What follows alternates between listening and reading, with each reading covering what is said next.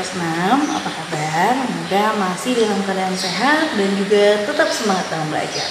Nah, hari ini kita lanjutkan lagi materi PKN kita ya. Silakan buka buku kamu halaman 45 ya. Buku kamu halaman 45, kita hari ini belajar tentang menjelaskan kewajiban dalam kehidupan sehari-hari. Oke. Nah, kalau sebelumnya kita kan mempelajarinya tentang hak ya, kemudian tanggung jawab terhadap hak. Nah, hari ini kewajiban. Kewajiban artinya adalah sesuatu yang harus kita kerjakan. Namanya sudah wajib ya. Namanya wajib itu ya harus ya. Makanya itu yang namanya kewajiban itu harus dijalankan ya. Nah, jika kita melakukan kewajiban ya dengan baik dan benar, maka hak itu akan mengikuti apa yang telah kita lakukan. Jadi, bila kita sudah mengerjakan atau melakukan kewajiban kita, maka setelah itu adalah sesuatu yang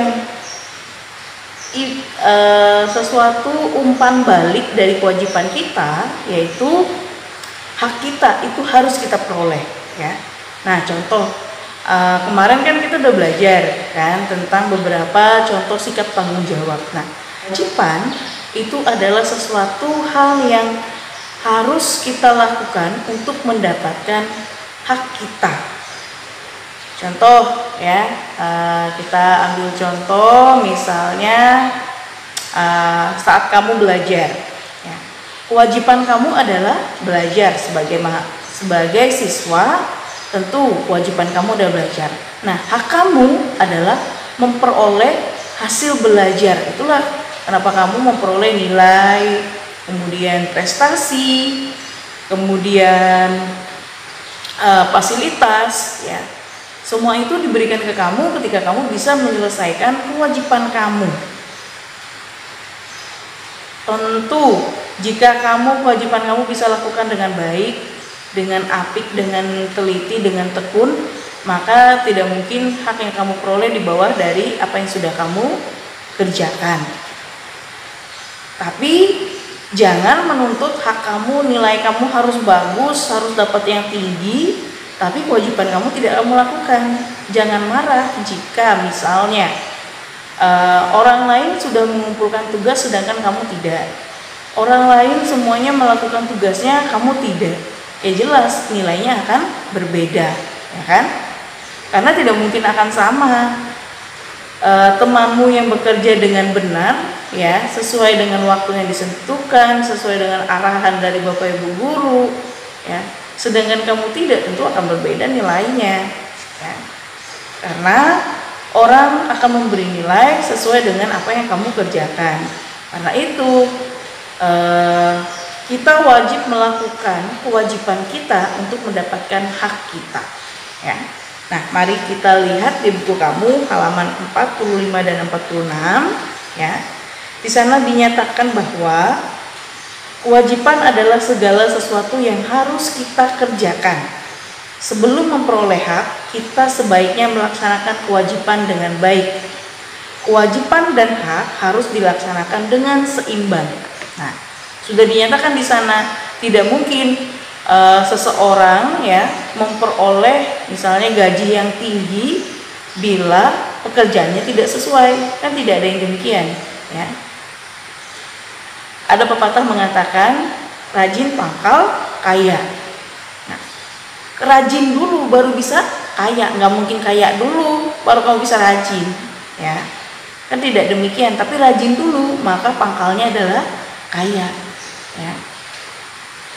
Belajar dulu maka hasilnya pandai, cerdas ya.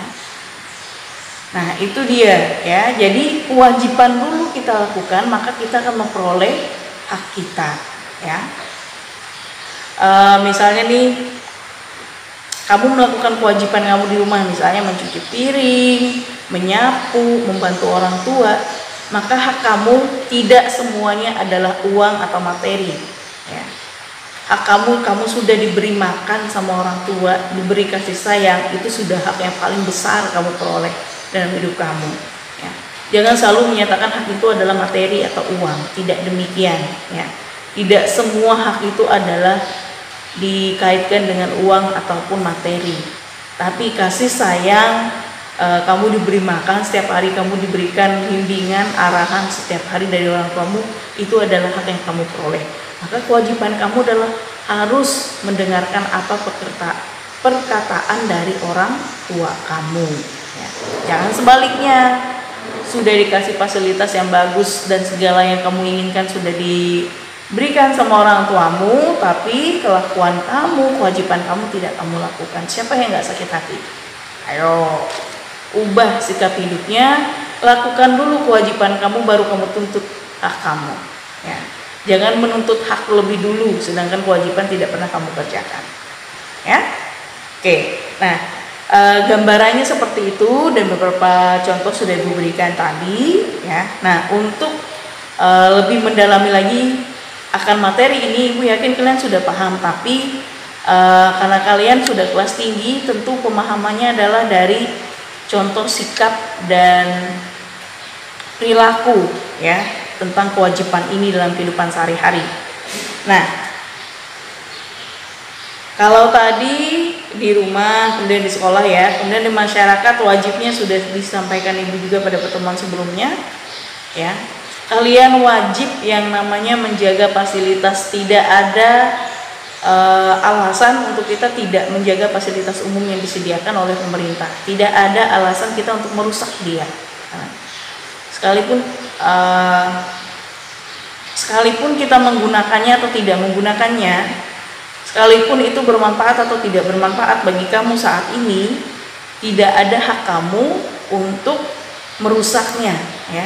Tapi kita sama-sama menjaga fasilitas yang sudah pemerintah sediakan. Itu adalah kewajiban kita. Kemudian kewajiban kita juga adalah menaati peraturan. Contohnya seperti ini, pada saat pandemi seperti ini, kita wajib melakukan yang namanya protokol kesehatan. Itu adalah kewajiban kita. Dan hak yang kita peroleh apa? Ya. Yang kita peroleh, hak kita adalah kita mendapatkan kesehatan. Ya. Jadi jangan terpengaruh karena dia tidak menggunakan, berarti saya tidak menggunakan juga, jadi tidak apa-apa, tidak demikian. Ya. Justru berikanlah contoh yang baik, lakukanlah kewajiban kita. Itu salah satu contohnya, ya, dalam kehidupan rumah, sekolah, dan masyarakat yang sudah Ibu sampaikan. Bu harap dengan adanya penjelasan ini justru akan membuka lagi pemahaman kamu, ya, tentang contoh sikap dan perilaku yang menggambarkan kewajiban dalam kehidupan sehari-hari. Nah, untuk tugas kamu di rumah, silakan kamu kerjakan soal halaman 46, yaitu tabel. Ini dilengkapi nanti tabelnya di latihan kamu. Cukup 3 nomor dalam setiap poin, yaitu rumah, sekolah, dan masyarakat. Kemudian, jadi ada 2, ya, itu yang pertama, dan yang kedua adalah di halaman 49.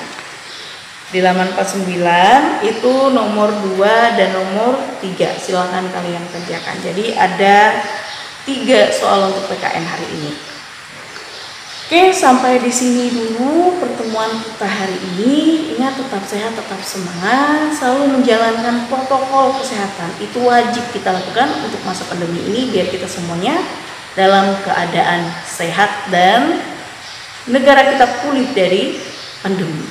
Oke, sampai di sini dan sampai ketemu lagi di video pembelajaran selanjutnya. Sampai jumpa.